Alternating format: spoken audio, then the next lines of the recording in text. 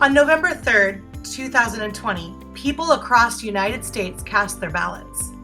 That's today. The country's election day.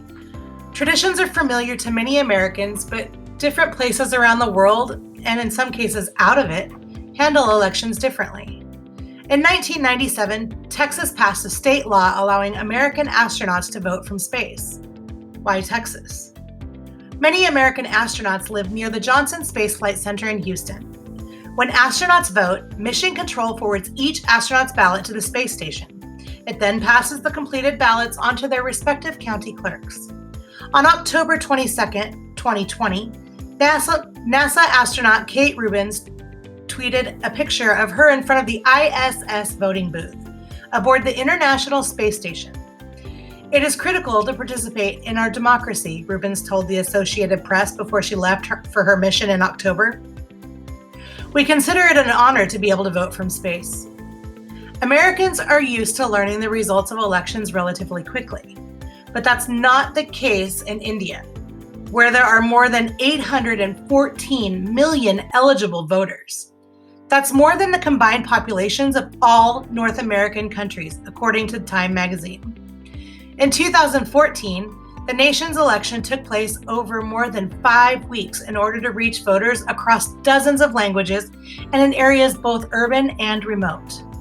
This is not only the biggest election in the world, it's the largest human management project in the world, says S.Y. Qureshi, India's former chief election commissioner. It's a very plural society, and we have to make sure that nobody is left out. In Australia, all citizens have to vote, or else. Down under, it's required that all eligible Australian citizens enroll to vote and show up on election day. Otherwise, they face a fine. One tactic the nation uses to convince people to enroll: annoying them into submission. "If you're a new citizen, you get an enrollment form," writes Juliet Lapido. "When you get your test results in your final year of high school, you get an enrollment form. If you move but don't bother to tell the government, they'll find out anyway by cross-checking the national database against other sources like billing records from the utilities companies and the post office." Even Americans familiar with Election Day in the U.S. can encounter some surprises. In 2019, the town of Fairhaven, Vermont, elected its first mayor, Lincoln. Lincoln happened to be a 3-year-old Nubian goat.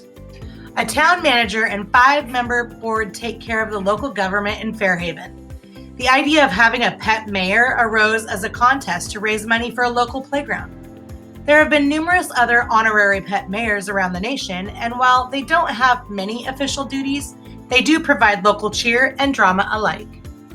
In March 2020, Lincoln ran for re-election, but he was defeated by Murphy, a 3-year-old King Charles Cavalier Spaniel. Lincoln had a strong base, Fairhaven town manager Joe Gunter told the website Chewy.com. "It was just time for a change, and I think people were ready to have a dog in office." What do you think? How can elections bring us together?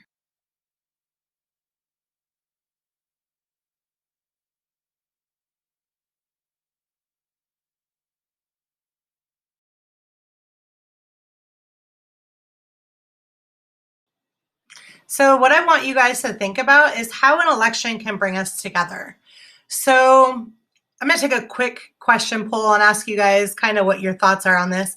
If you could vote for an honorary mayor for your town, that means anybody, you could pick anybody or anything to be the mayor of your town. So, kind of like the boss of the town.